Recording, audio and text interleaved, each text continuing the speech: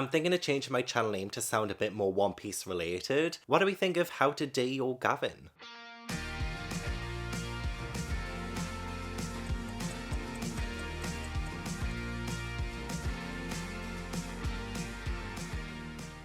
Hey everyone, welcome back to How to Date Your Gavin. No, it doesn't really go. Firstly, check out my amazing new mug. It has my name on the bottom there, Gavin. And yeah, we have Zoro winking, we have Robin, Usopp, Frankie, Luffy, Brook, Nami, Chopper and Sanji there, and I got this on Etsy, so I'm glad to have even more One Piece related merch. Anyway, today's video is to talk about the next arc that I need to read for the first time, which is Sabaody Archipelago. Oh my god, I got it. I think there was the pronunciation of Sabaody as Sabaody instead. I think that's the Japanese original version of saying that word, but I'm going to stick to the English translated word, which is Sabaody, I think.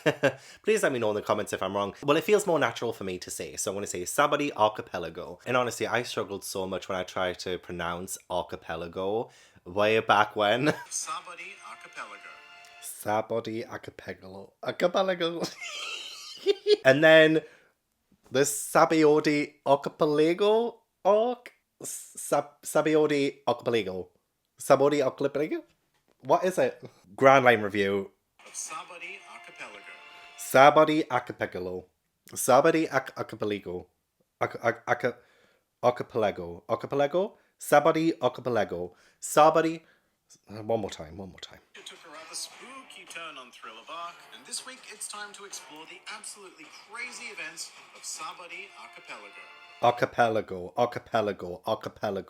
Sabaody Archipelago. Got a first time. Wow. This is the start of the Summit War Saga, so we are starting a brand new saga today. Yay. And this one covers volumes 50 through 53 of the English translated volumes, and it is 24 chapters long, chapters 490 through to 513. So I'm very excited to hit that 500th chapter. So many people have said great, amazing things about this saga, and I'm like, we've just had the Water 7 saga. How can we get better than that? So it's not short by any means, but it's definitely shorter than a lot of the arcs that have come before that have been like the bigger epic ones. So I think this is going to be a lot more chill. I'm ready to just sit in my library today and just read and just have the best time. I did just do a One Piece channel membership. If you want to join, there is a join button down below. You will get around about 2 to 7 days early access to my videos. So I will probably end up putting this up maybe 6 days early. Before I get into this arc, there were a few things that concerned me from the last arc, the end of Thriller Bark. Well, the main thing that concerns me is the fact that Ace is imprisoned at Impel Down.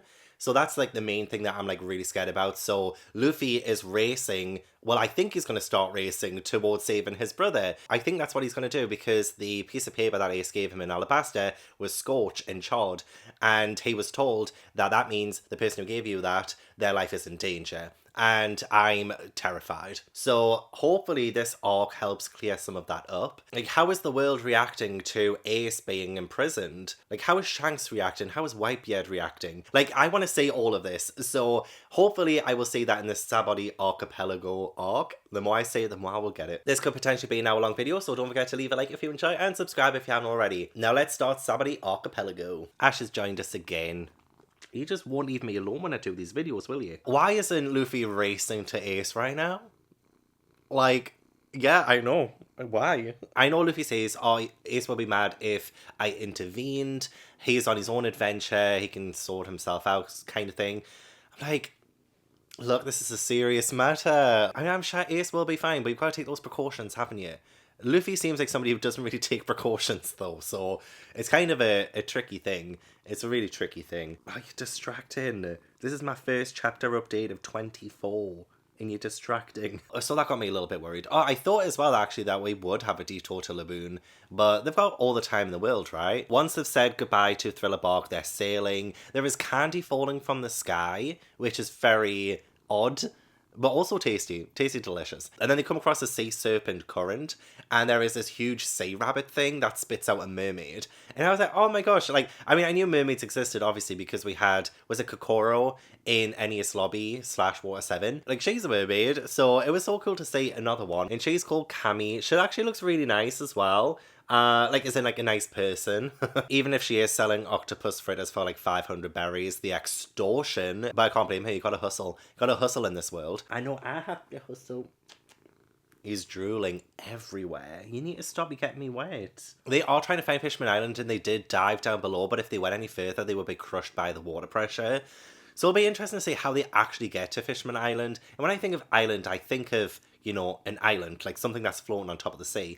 Although not floating, but like on the top of the sea. It's weird to think of an island under the sea.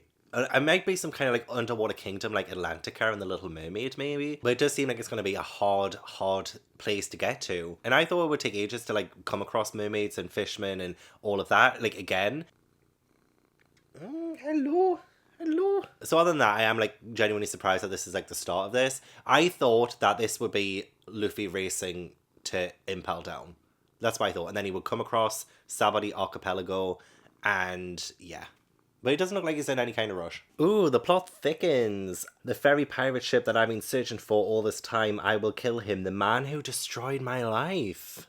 The man who destroyed my life. Who is it? Who is it? I'm trying to think of all the people that Luffy has wronged in the past. Is it someone we've met or is this before the events of One Piece? I'm trying to think. Buggy? That'll not be Buggy. I don't know. Like, Buggy is the only person who's coming to mind. But it might not even be him. It might just be some random person that we haven't met yet. But yes, we have our villain now, Master Duval, and the Flying Fish Riders, apparently. So isn't it typical that Kami, she ends up getting a snail transponder call that one of her friends is in danger, and the Straw Hats just happen to be around to offer their assistance. But it's funny because Luffy is only concerned about the octopus fritters, which honestly... it's getting me so hungry. Like, I could do with some octopus fritters right now, I'm not gonna lie. I don't think I've ever had octopus fritters. Do they even exist? Is this a One Piece thing? I should probably get that Sanji cookbook and see if it's in there and cook it.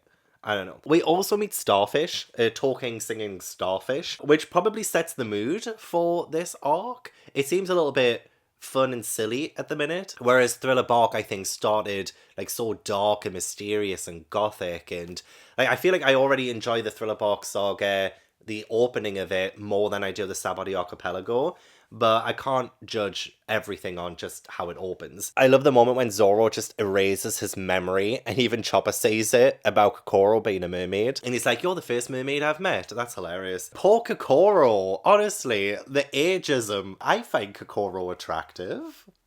The fish making an arrow in the sea just reminded me of Finding Nemo, which I loved. And they won't go too close to Sabaody Archipelago. They are quite scared. That's the furthest they'll go. But yeah, now the Flying Fish Riders, wow, it's so hard to say. Flying Fish Riders are attacking, and they have informed Master Duval that Kami is on this ship, the pirate ship with the Straw Hats. So, we're in trouble. Also, Luffy asking, like, just like he asked Brook, the first thing he asks is how they poop. And I actually wanted to know how Kami poops, but she's interrupted before she can answer. Damn it. Like, is this a recurring thing for Luffy? The first time he meets someone, the first thing he says is, how do you poop?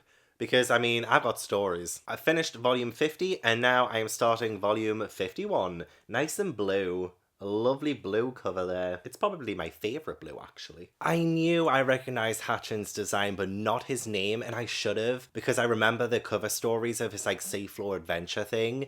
So I should have known as soon as Kami said his name. I should have known.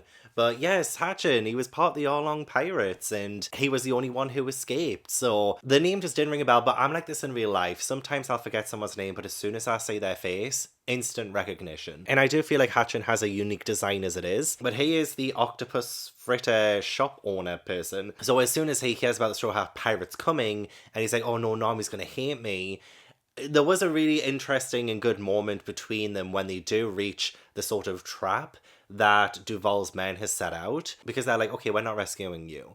You were so bad in the past, how dare you? And then Kami ends up getting taken, of course, because she seems to be taken so many times, and they save her, and Nami says, hey, it's okay, let's just save him. And it feels like they're letting go of some, you know, past grudges, which is very healthy and a very good and big thing for the Straw Hats to do. Zoro cuts the string down just as Nami asks. And what's really great about Zoro so far in this arc is that we're seeing him train even harder than before. After what happened to him in Thriller Bark, I would have been like, Zoro, put your feet up, have a rest, have a break. But no, he still needs to be stronger, and even though nothing happened, he wants to be at full capacity when he meets Kuma again.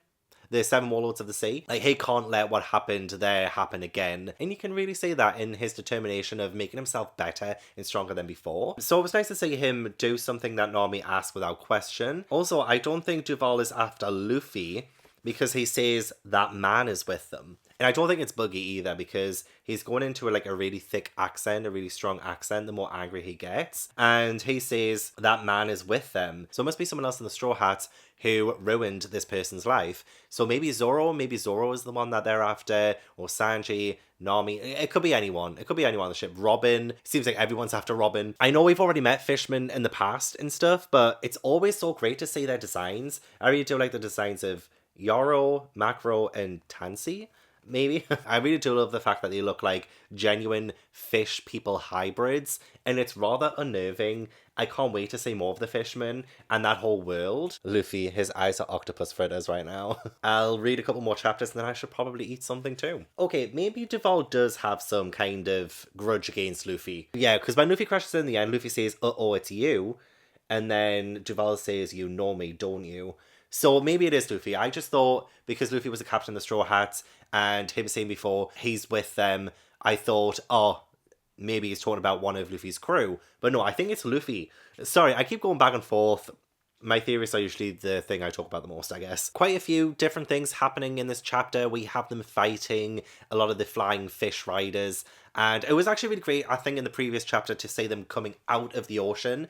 And that was quite scary because they were like, oh my god, they're coming. And Luffy was like, from the sea or the sky, it doesn't matter, we're going to beat them. And they just shoot out of the water. And it's always a bit scary when they're fighting on the water because of the Devil Fruit powers and how pretty much half the Straw Hats now can't swim, which is actually proven quite early on too, when Luffy tries to ride one of the flying fish and ends up getting dragged down into the depths of the ocean, where Frankie, Chopper, and Brook, yeah, they all go in trying to save him, and yet they're all the ones who can't swim themselves. And then Nami's like, you stupid idiots, we're trying to fight here, be serious, we had to save you guys as well, and stuff like that. It's funny to see. No battle, I think, is ever the same. There's usually some kind of commotion going on that usually is brought on by Luffy or the other Straw Hats just kind of having a bit of fun, which again is something I love, because ever since the start of this series, I think it's always been Luffy after the adventure, after the fun of it, the thrill of the adventure, in all of these fights. He doesn't seem to take too seriously, which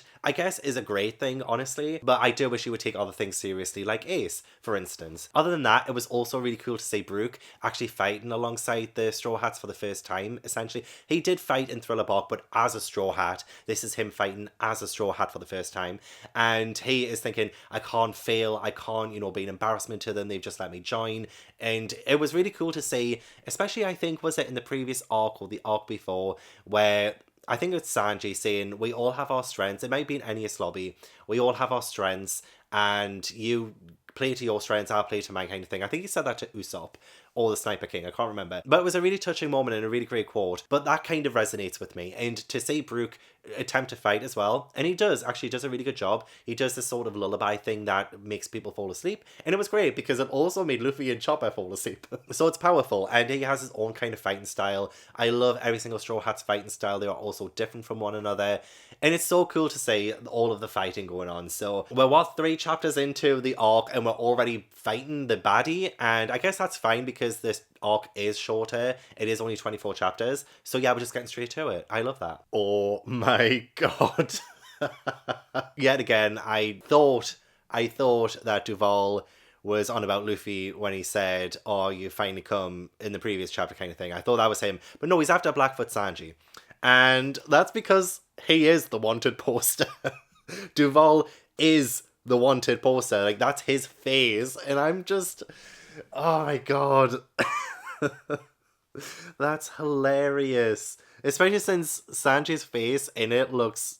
oh my god. What?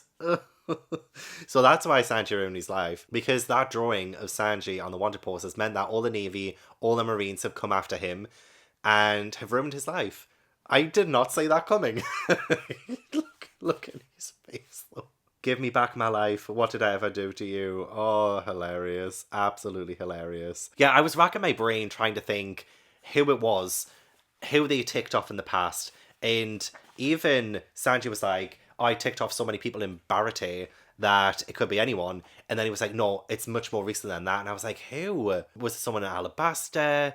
Jaya? Like, who? But no, it's because he looks just like his wanted poster. That wanted poster, honestly, it's cursed. It is so cursed.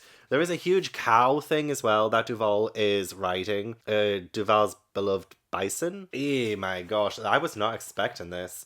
I was not expecting this in the slightest. But yeah, other than that, not a whole lot to say about the chapter. It was nice to see Hatchin save Zoro, actually. Like, he helped. So they're mending bridges right there and then, so that's good. I do love a forgiveness arc. Also, whoever owned this before me had a One Piece sticker of the cover that they put on here. They stuck it in the actual book. I mean, there are better places to put that sticker. But no, it's in here. It's on the chapter page. There's a closer look at it. I don't know where they got that sticker from. But there was actually a big sticker at the end of the previous volume where whoever owned it before me took it out, and I really wanted to see what that sticker looked like. So it looks like there are more One Piece stickers. I want these One Piece stickers. As glad as I am that Sanji's okay, it is a bit mean of him to tell Duval that anybody who looks like you shouldn't exist. I'm just like, that's just really horrible. I mean, I know I've been laughing at Sanji's wanted poster this entire time, but that was because I thought it was just a butchered up version of Sanji. Like, they just butchered up the illustration.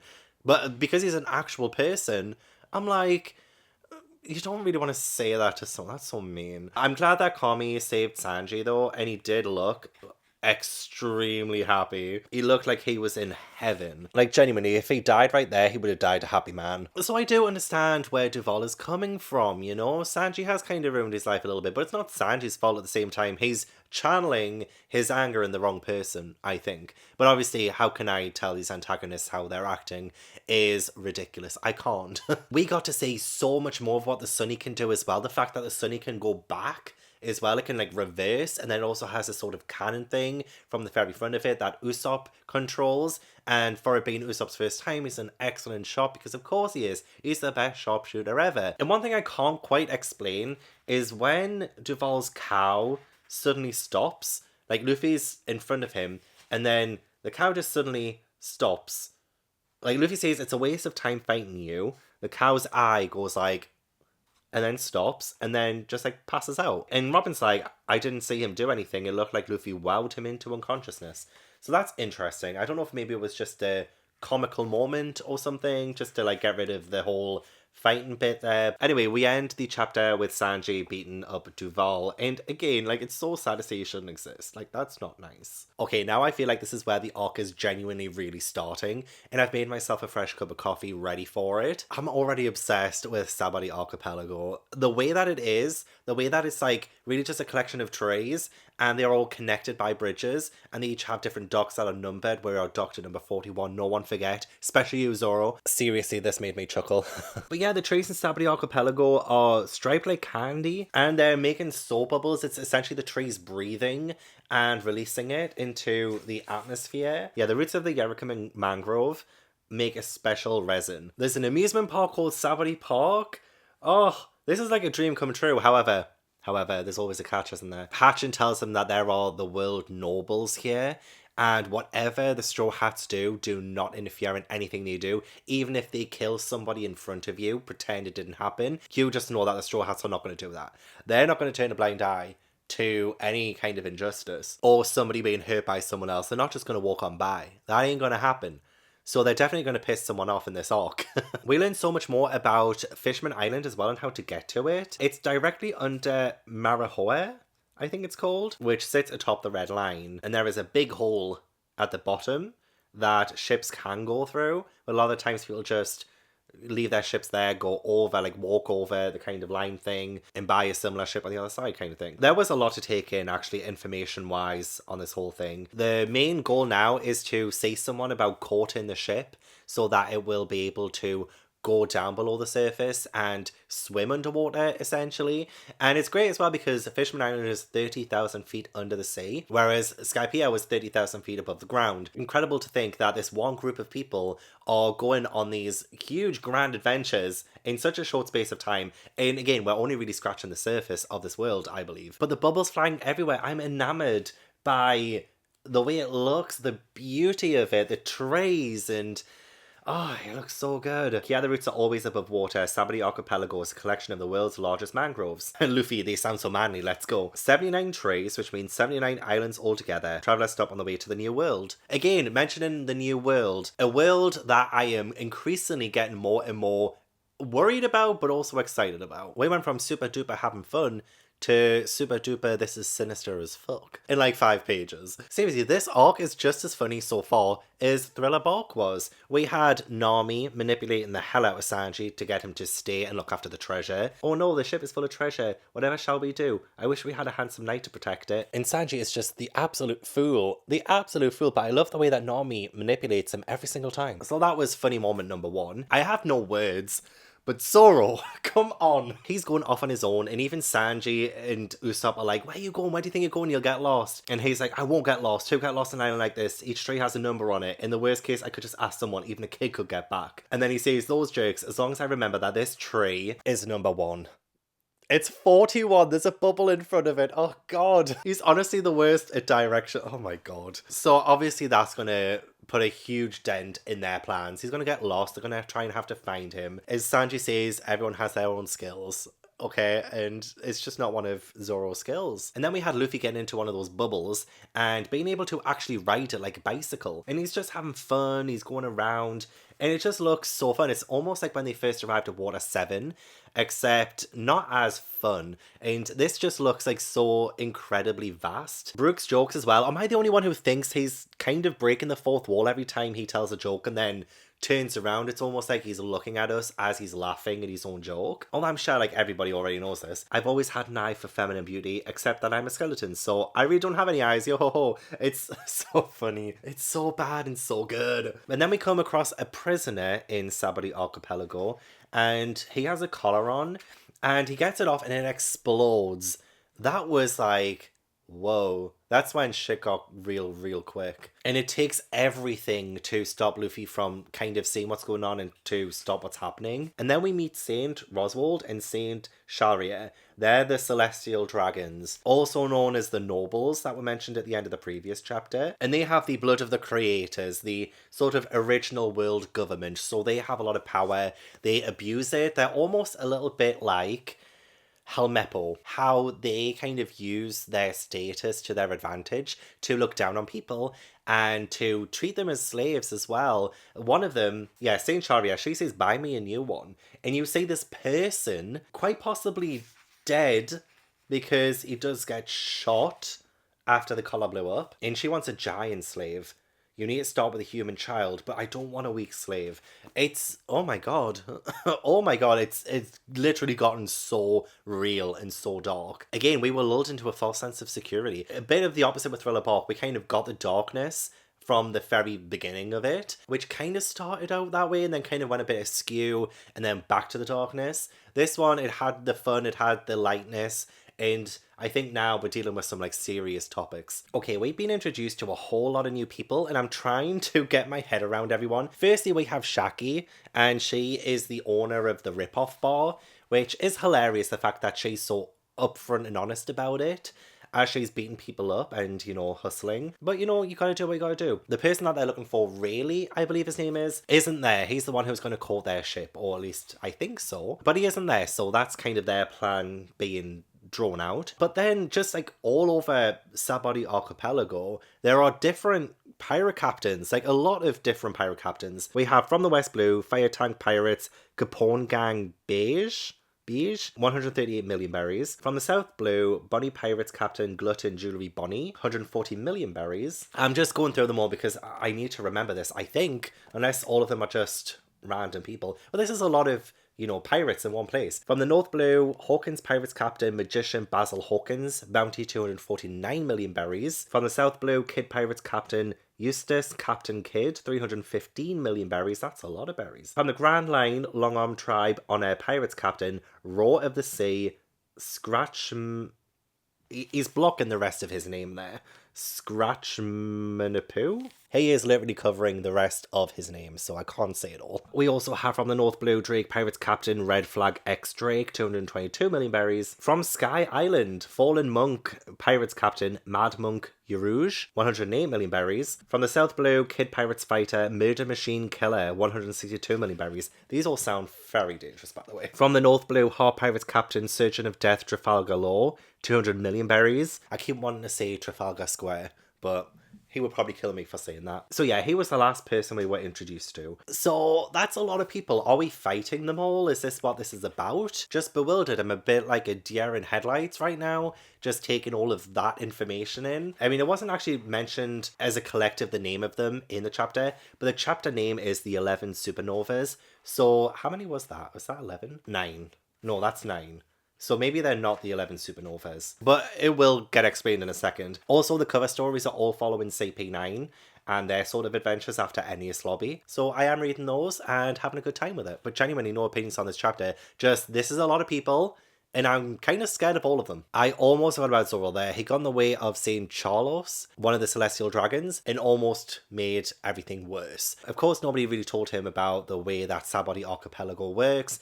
He really should have just stuck with his straw hats and just like waited. This chapter mainly focused on the Sabaody amusement park, which honestly looks incredible. I loved it every single time. Brooke was like, oh, it's slower than I expected. The view is quite, and then like everything goes like super fast. And then same with the tower thing. I don't know what you call it. This is more like it. I do like these quiet rides. The view is quite... It's just so funny. And they are honestly having the time of their life. And Kami as well. Like, this has always been her dream to do, you know. And it does make me want to go to an amusement park right now. I'm so excited. Kami has been kidnapped though and is potentially going to get sold, because mermaids and fishermen are allowed to be sold there as slaves and stuff like that. So Chopper called Sanji, and they're going to get Sanji, who is also going to get the flying fish pirates. No, sorry, the flying fish riders that Duval leads. So hey, if they come back already, I'll actually be quite happy about that. It did feel like the start was a little bit random, but there's nothing that random in the One Piece world, I've realised. And it's going to mean something when we see Duval and the flying fish riders come back and hopefully help out with Kami. I am now on the 500th chapter. Huge milestone. Oh, also, sorry, I'm jumping all over the place here. Glutton Jewelry Bonnie is the one who saves Zoro, makes him pretend to be dead when he gets in the way of the Celestial Dragon. And she also realizes that there is more air in Zoro's head than there is brains. Okay, firstly, the cover stories, I believe, were the CP9 members trying to raise money for medical expenses for Rob Lucci. Like, how nice is that? I mean, obviously they were antagonists, they're bad people, but they look out for their own, and I can really respect and appreciate that. And Rob Lucci is coming to get intended to. That's the cover story of the next chapter. Chapter 500 though, more very interesting things happened. So it looks like, well, this is what the starfish says: Kami and Hachi's enemies aren't just the human traffickers, it's all the humans who live in Archipelago. So like, this was the worst place for Kami to come, and there's this whole culture of slavery and human trafficking in Sabaody Archipelago, and that is such a interesting kind of storyline to take, especially when it mentions discrimination against the mermaids and the fish people. It's so nice to see Duval back as well, even though he's very, very vain and arrogant, but he's helping out, and you know, he didn't have to, but he is, so I appreciate that. So we get to the human auction hall, and there are people watching. All of those pirate captains we saw were there, and I have no idea who this Trafalgar Law person is, but the fact that he flips him off is hilarious, and he's got bad manners. I kind of like him already, even though I think he's one of the bad guys. I mean, he's in this human auction hall, so he can't be a great guy. I don't know, it's very vague. Also, like, a couple more things interesting happened that I was like a little bit floored by. I mean, firstly, we have Rayleigh. This is the person that the Straw Hats are looking for to help court the ship. The Pirate King's right arm, former Roger Pirate's first mate. So he was the first mate of Goldie Roger, right? But he is looking quite sinister there. And they say he's an old man who courts ships and likes young ladies. So, I mean, I hope we don't go that whole pervy route like we did in Thriller Bark. I could really do with leaving all the pervy man stuff, you know, way back in the past. But they have Kami and they're about to sell her. But the most interesting thing, sorry, I keep saying this is the most interesting, but like, this is the most interesting.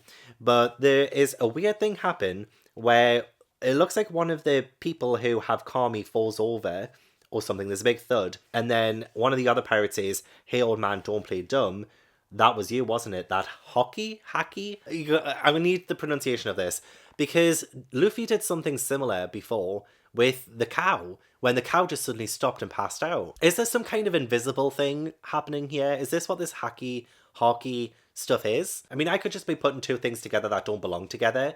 It could have literally just been that the cow passed out, and what Robin said, the cow was just wowed by Luffy. But there is an actual thing where somebody purposefully falls over and it was caused by someone else. Anyway, a lot to take in. Again, me 2 seconds later to correct myself about really. I thought he was probably one of the bad guys, like in this auction hall, just because it didn't look like he was behind bars, but it does look like he is a victim himself. Sorry, I got my wires crossed again about what allegiance he is, but I think he is a good guy, and he helped Carmen in that moment with his hacky ability. Whatever that means. Well, I'm glad we finally got another mention of Ace. There are some of the pirate captains talking in Grove 24 about the world government. They were wondering why there were so few Navy men on this island. And that was because the commander of Whitebeard's 2nd Division, Firefist Ace, is to be publicly executed. And they say, but if they do that, Whitebeard will take action. That's right, it'll mean war. And now the saga name is starting to concern me. I'm not gonna lie, I'm starting to get starting to. I've been concerned since the end of Thriller Bark. No, I've been concerned since the end of the post-Aeneas Lobby arc. What? Like, this is the second arc since then? I've been concerned this entire time. Like, I'm worried, but also, he'll be fine because it's Luffy. Luffy will come to his senses. Once he's had his little excursion, he'll come to his senses. He'll come to Ace's rescue.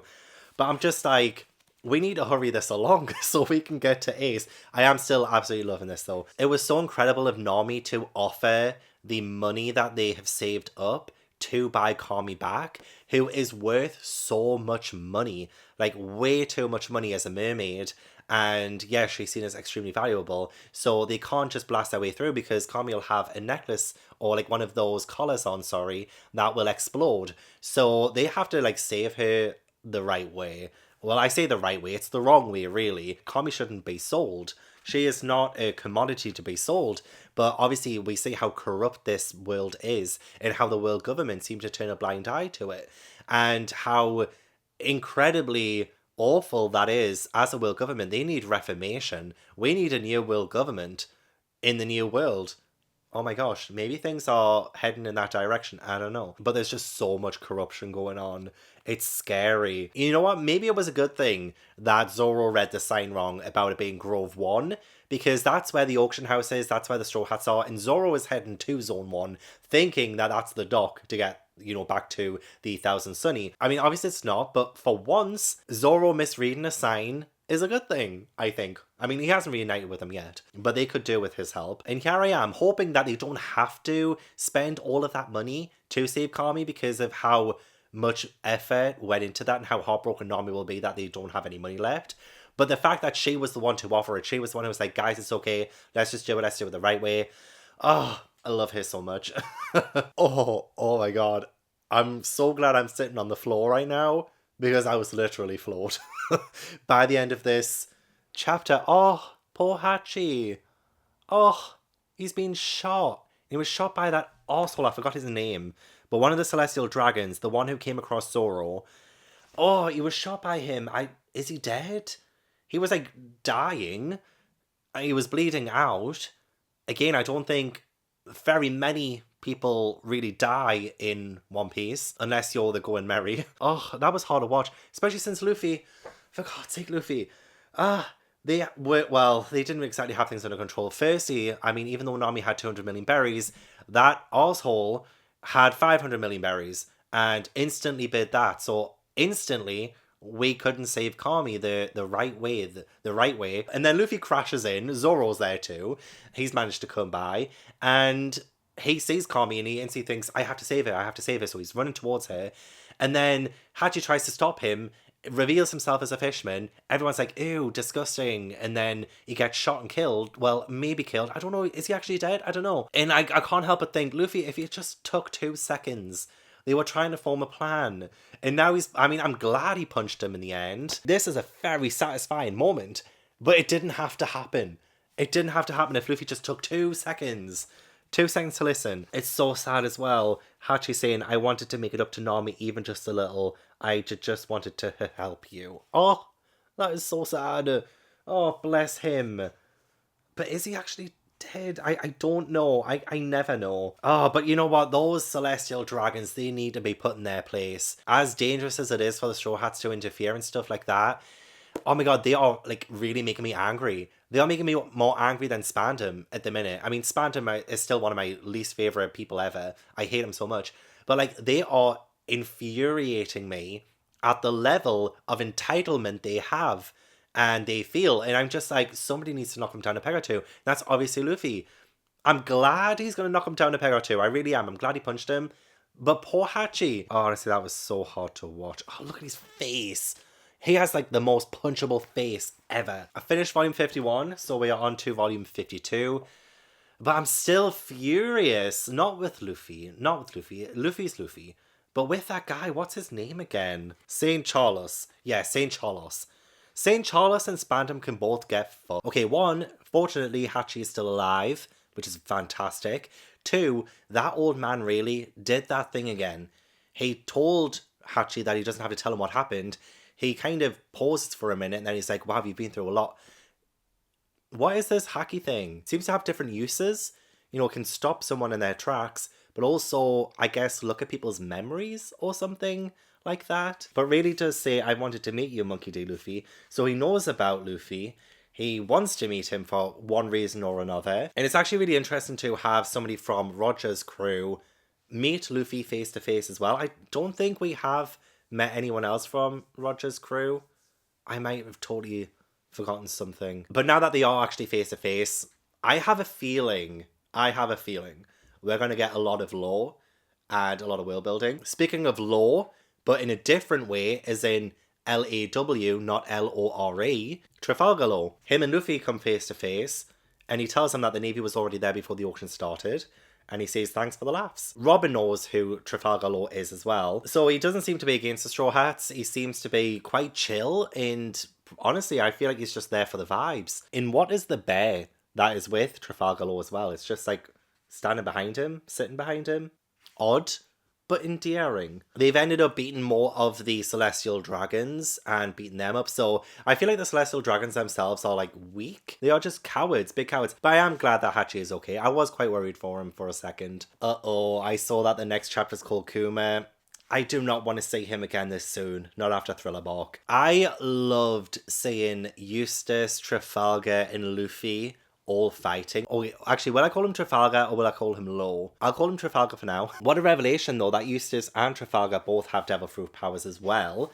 And they're fighting together now that they're being kind of like surrounded outside the auction house. But also Doflamingo calling Disco and leaving him the shop and just saying things. Doflamingo says a new era is coming.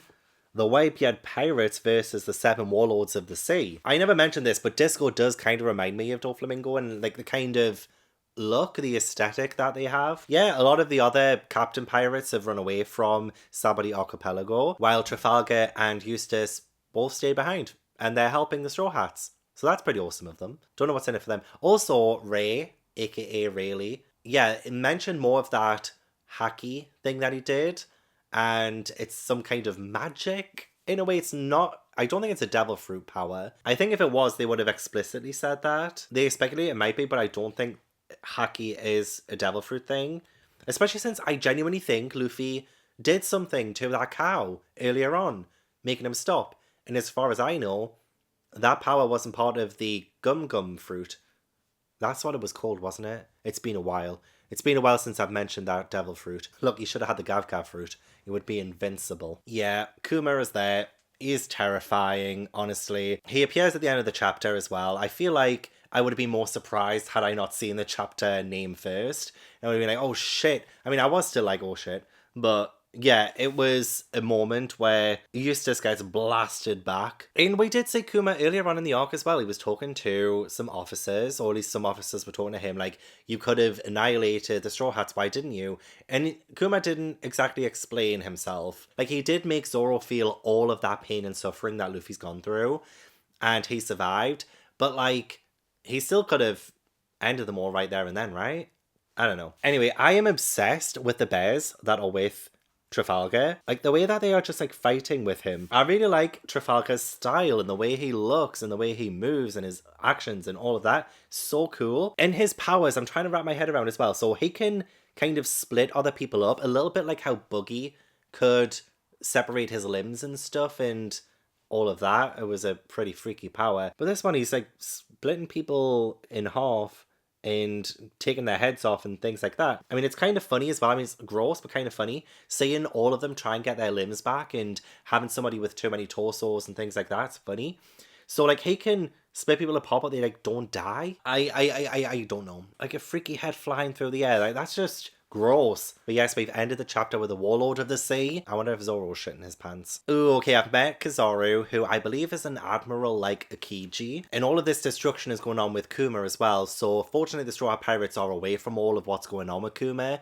And Trafalgar and Eustace are battling him. But we're actually getting a lot more about Goldie Roger from Rayleigh and sort of the life that he had. Couple of big revelations though. One was that he was diagnosed with a terminal illness about 4 years before his death. 4 years before the day of his execution, Roger was afflicted with a terminal illness. That's what Rayleigh said. But also the fact that Goldie Roger wasn't captured, he actually handed himself in. And I feel like a pirate with that kind of legacy, if you have a terminal illness, you don't want to just die, you kind of want to leave the world with a bang. That's exactly what Goldie Roger did by starting this like new age of pirates, or this new era of piracy. And something that Goldie Roger said before he died reminded me of Dr. Hiraluk from Drum Island, I Won't Die, partner. And he's absolutely right. The fact that Goldie Roger, he physically died on the day he was executed, but what he set off, his legacy, he is more alive than ever, essentially. Well, so that's like such a fitting, not even an end for Goldie Roger, but such a huge chapter for him. It makes me appreciate him even more, really. I love the whole, my treasure, you can have it if you want it. Go find it. I left all the riches of the world there. Just takes me back to the start. Takes me back to the start of the We Are theme song of One Piece, when it goes through like kind of like the story preface before we get into the catchy song. And I think that callback to the past, to the start, is a great way of reminding us why we're here and mentioning the One Piece and refocusing our goal, I guess. They even went to Crocus as well to see if he could help. So we have 2 arcs in a row where Crocus is brought back into the forefront of it, and he seems way more important than I originally let on. Not only was he looking after Laboon, but all of the connections and ties that he has with people, it's like, wow, there's just something a lot bigger there. But Kizaru, his introduction is absolutely terrifying. Again, so much destruction going on around him, but he says, I've arrived, so please respond accordingly. I just love how the Straw Hats are just getting what they need for free. The corner of the ship sounds expensive, but they're getting it for free because they're Hachi's friends. It was the same thing that happened before in the rip-off bar, where they just got everything for free because they were Hachi's friend. It really does show it's who you know, not what you know. So I find that hilarious. Just chaos is happening. Kizaru is on the island and he looks like he's from the 60s. He looks like he's literally been pulled out of a 60s movie. If anybody knows who he's modeled after, I feel like I should know. I feel like I've seen his kind of look before. I should know this, but nothing's coming to me that I can think of. But Kizaru, just like Aokiji, seems so, well, charismatic in a way. He keeps asking like, excuse me, can I ask a question? And then like blows things up. Almost like 2 different personalities in one. He's ruthless, but also he has manners. It seems like at this point, wherever the Straw Hats go, the Navy or the government are like 2 steps behind them. And it really does show that that declaration of kind of a war against the government back at Enies Lobby was the biggest decision that Luffy could make. But it was definitely worth it for Robin. But at the same time, I'm like, can we ever get to an island right now without the Navy or the government interfering? I don't think I've seen this much chaos in one chapter in quite some time. The pirates from before with those large bounties are trying to fight the admirals, but it's like not looking good for anyone. There are some captains with some really weird powers. There's one who has like horses coming out of him. Like, that's odd. Only Oda could think of something that weird. Kuma has come face to face with Straw Hats. Zoro notices something a little bit different with him. I'm not sure what it is, but because Zoro had that face-to-face confrontation with him, he can instinctively tell that something's not quite right there. But genuinely didn't think that we would be fighting Kuma this early on after the last one where we barely escaped, we barely survived his attack. But not else to say about the chapter, just really cool to see all the different pirates and their abilities. Okay, the Kuma who was fighting the Straw Hats at the end of the last chapter is a fake. That's what Zoro realizes. He realizes he doesn't have the same kind of markings or the same kind of powers. It just seems like a totally different Kuma. And I'm like, how? How is he a different...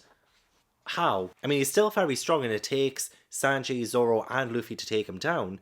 But, like, how is the two of them? I mean, I guess the government could have just made another one, right? Because wasn't Kuma, like, manufactured? So maybe they made a second one. But yeah, just a whole lot of fighting between the other pirates and admirals, and somebody turned into a dinosaur. That was so freaking cool. And don't get me wrong, I am liking it. 4 chapters left though, and is this a really controversial thing to say, but I think I overall enjoyed Thriller Bark more. Is that really controversial to say? And so many people are telling me this is one of their top arcs, and I can see why. So far, I mean, there's 4 more chapters, maybe it like really blows my tits off then. But like, at the minute, I'm like, okay, there's a lot of fighting going on. Okay, ready to move on. Oh wow, that was so epic to see them all fighting together as well. They all had a part to play. Again, I love it when battles have that. A lot of the time, sometimes it is a little bit more leaning towards one Straw Hat, or maybe a few, like say Zoro, Sanji, and Luffy. They usually get like the bigger focus on battles. That's what happened at the end of the previous chapter. But in this one, we had everyone partake. And we are against this fake Kuma who seems to maybe have blown himself up at the end there just because of how the Straw Hats handled him. It was so amazing to watch. Oh my god, I can really hear the banging next door. I'm sorry if you can hear that. Also, I forgot to mention as well, but the admirals are looking for somebody called Sentomaru. They found the culprits. They're Straw Hat Luffy, Captain Kidd, and Trafalgar Law. Which one do you want to go after first? And then we go back into the fight with the Straw Hats. So that's all fine and well. I wasn't all that bothered by the other fights going on. I think maybe because there was just so many going on at once with the Captain Pirates, and I don't really care a whole lot for the Captain Pirates, pirate captains that are fighting the Marines and the Admirals and all of that. It's fine. Like, that part's fine. But the arc is fast coming to a close, so I hope that something else happens. Otherwise, I feel like this isn't really one of my favourites, but I'm willing to keep an open mind. Oh my god, Zoro's so close to dying? I mean, yes, he will be at his limit, because has he even recovered from Thriller Bark? Even Sanji said because he was lying down out for the count after the fight with the fake Kuma, which, you know, is one of the pacifistas, which we did know about from the previous arc. So yeah, it seems like Kuma, there are different versions of him, and he had a mark PX4. So there's a lot of stuff going on there that I'm still trying to wrap my head around. We actually got to meet Sentomaru in person as well, and he's the most defensive man in the world. Okay. So they try and all run away, and they're going to meet in 3 days at the Sunny, because that's how long it will take for Ray to do the courting of the ship. But at the end of this, Ray actually ends up saving Zoro because Kizaru is about to eliminate him. And yeah, I love this moment. Ray ends up stopping it. Don't pick the buds before they sprout. Their era is only just beginning. It's just like how Shanks said to Whitebeard about losing his arm for the next era of pirates. So I love that whole message of things we pass down. The next era, the next generation, essentially. It is very tense. They did manage to knock the sort of fake Kuma down, and then they just end up getting straight into the next Admiral's path. And they even said, we weren't expecting a big fight so soon. Same. I thought it was going to be more like post-Enies Lobby, where we would essentially have a little bit of a cooldown period, have a lot of lore developed.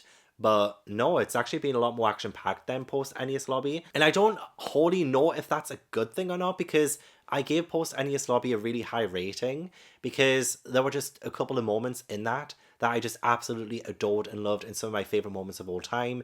I don't think there has been any moments in this arc that I would say has been a favourite moment of mine of all time. It was funny to begin with, a little bit strange, some good messages carried throughout. I will get to the review and stuff at the end properly. I'll wrap up properly. But yeah, 2 chapters left, and I'm left feeling like I don't know if I love this arc. And I feel like I'm trolling myself by saying that. Oh my god, why can't Kuma give Zoro a break? He's purposefully targeting him. What he put him through in Thriller Bark, and now this, he's just made him disappear like he did with, oh, what was her name in Thriller Bark? The person that Usopp fought. There's just so many names to remember. I forgot her name. But he made her disappear too right before Nami's eyes. And Kuma said, where would you want to go to, Zoro? And then Zoro's gone. He's gone. He's just vanished. Like, he could be anywhere now. What happens to them when they vanish? They must go somewhere. They don't just poof, they're gone forever. They must go somewhere. So where is he? And will we see that girl again from Thriller Bark? Oh my god, that's so scary. Also, Ray really is fast becoming a favourite. The fact that he can fight so well, despite him being a lot older, for instance, and he hasn't held a sword in so long. Wow, what power. Oh, and the real Kuma did show up. He's the one who sent Zoro away. He's the one who holds the Bible. And I totally should have remembered that, because I did find it odd that he was holding on to that. So as soon as we saw him holding the Bible, I was like, crap, that is the real one. That's the main one. And he just seems to have all of these kind of clones or like alternate versions of himself going around that are almost as strong as he is, but not quite, and they don't have the same powers. I don't think they can make people disappear. But the fact that even Kuma can do that is just absolutely terrifying. Chopper has become a monster again. He's become Monster Chopper. What's it called again? Monster Point. He has done that again, which we saw the last time. When was it? Was it in Enies Lobby? And he couldn't control it. They had to throw him in the sea to get him to come back. And it's something that Chopper can't control. It's something that's so dangerous to Chopper that I feel like this was probably a bad move on his part, but he could see that his friends were potentially dying, and then boom, Monster Point. Brook even tries to stand in the way as well as Usopp's running away with Zoro. He tries to help and tries to stop Kuma, and unfortunately it doesn't really last, but he still tried to do that, you know. This is the first big adventure with the Straw Hats with Brook, and he still managed to do that. He still stood up for him. That means he is a Straw Hat forever. And I also really appreciate the fact that Luffy knew that they couldn't win this fight, so even he was like, everyone run away. Go, like, disperse. And Luffy would most likely just want to stand there and fight, get his whole team to fight with him, but he knows their limits. He knows that they needed to run away, and as a pirate, I guess that does take a hit on the pride in a way, but Luffy just knew, and that makes a good captain, right? And it's exactly what Shang said at the start of the series. You kind of have to know your battles. You don't have to fight or use your fists every single time. Something like that. And that lesson is reinforced in Luffy and is still coming out in his actions now and how he is kind of controlling, not exactly controlling, but directing his crew. It is so good though. It is very good. So I have finished volume 52. Now on to volume 53, and there's only one chapter left. So the first chapter of this volume is the last chapter of Sabaody Archipelago. And again, we have a sticker, and we had at the start of volume 52 as well. Somebody put a sticker of the cover on the inside. Whoever this was. And this is the first printing. Nice. But I'm really hoping this last chapter really blows me away. Because I'm not going to lie, I think Thriller Bark is maybe edging this arc a little bit. I feel like I'm going to get roasted for saying that.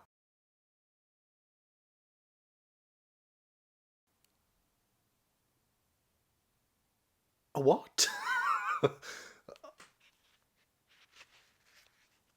Oh. That day, the Straw Hat Pirates led by Captain Monkey D. Luffy were eradicated. Like, this was... My heart wouldn't stop racing during this entire chapter. You know how I said before, like, oh, this last chapter needs to blow my tits off? My heart almost came out of my chest. Seriously. I mean, Zoro was gone. And then Brook, Sanji, Nami, Robin, everybody. Like, Kuma is something else. Something else. But where the hell did they go? And that was the last chapter? It felt so short.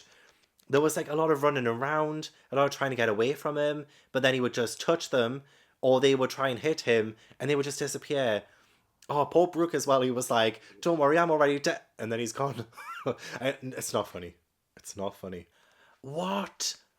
Oh my gosh. Okay, that last chapter did definitely elevate this entire arc for me, just because of how my mind is blown. I feel like it solidified or realigned the power that the admirals have, that the warlords have, just like all of the government too, because I feel like after how well the Straw Hats have been doing up until this point, they've pretty much won a lot of the battles, like pretty much all of them, 99% of them, I guess. And yeah, they didn't want the world knowing that Luffy took down another warlord of the sea, because then they are fodder, they are cannon fodder, essentially. Like, they are easy to take down, and I think this arc just really solidified that they are not easy to take down. Like, yeah, Luffy has taken down Crocodile and Gecko Maria. He has taken down 2 of the warlords of the sea. But after this, I start to realize there are foes who are potentially stronger than Luffy and the Straw Hats. I feel like I've been getting really comfortable with the idea that Luffy is more powerful than everyone else.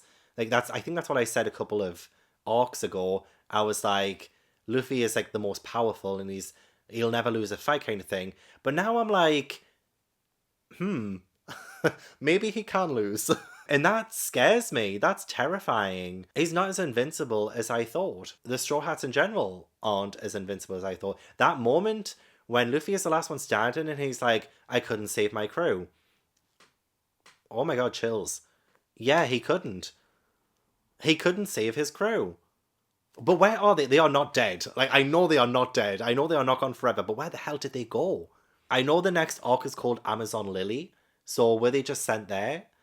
But still, I'm like, what is going on? But man, that last chapter came out of nowhere. I mean, no, it was built up to. But, like, I mean, the way I felt, it kind of... Yeah, I feel like it definitely changed my opinion on Sabaody Archipelago now. I think I was going to give it, like, a 7.5 before.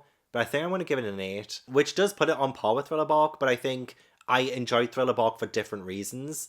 And it was mainly because I loved the atmosphere of Thriller Bark and the place and the setting more than anything else. And this one was an 8 in its own different right. So I don't even know which one I do prefer, actually, out of the 2 of them. There were so many things that I did end up loving. But I think there was a lot of attention on the other pirates, fighting the admirals, fighting the navy, fighting... You know, I'm just... Like, some of it I was like, I'm not really that invested in what was happening there. Oh, that's one of my favourite moments of all time. The Straw Hats getting eradicated is not like a favourite as in, oh my god, like... I loved that. Like, I hated the fact that it happened, but I loved the moment. So I feel like maybe the end of the arc was my favourite. And the rest of it was pretty much fine to good to me. Like, it wasn't bad at any point, but I didn't love it. But an 8 feels right because of how that ended and how it redefined my opinion on the invincibility of Luffy and the Straw Hats. And also developed that Goldie Roger lore as well. Did love meeting some of the other characters as well. I really liked Trafalgar Law. I loved Camille as well. And it was really nice to see Hachi again. So you know what? Overall, it was very, very, very, very good. And a much better start to the saga than the Water 7 saga, which is so far my favourite saga. So let's say if the Summit War becomes better than the Water 7 saga for me, and if it's only better from here, which I'm sure it will be. I'm very excited for what March will bring. I will be reading, I think, all of the rest of the Summit War saga, which is Amazon Lily, Impel Down, Marineford, and Post-War Arc, I think they're called. And a lot of people said that's a lot for March. So we'll see how we get on. Channel members will be getting 2 to 7 days early access to all of those videos, as well as some live shows and other community interactive things that I'll be doing dedicated to One Piece on there too. But yeah, I think that's all I have to say about Sabaody Archipelago. It was very, very good. I enjoyed it. But it's weird to me to think that I might have enjoyed Thriller Bark a little more. So that is the end of the video. Thank you so much for watching. I really appreciate it. Don't forget to leave a like if you enjoyed and subscribe if you haven't already. Leave all your comments down below. Let me know what you thought of the Sabaody Archipelago arc. What was your favourite moment from the arc? Your least favourite moment? Did you agree with what I said? Did you disagree? Let me know everything down below. I'd love to chat One Piece to you. I want to give a huge thank you to my patrons and my One Piece channel members. If you'd like to join my Patreon or join my channel membership, then all the links are down in the description box. If you'd like to come to Japan with me in September 2023 as well, there is a link down in the description box too. But yeah, I hope I will see you in the next video. Bye!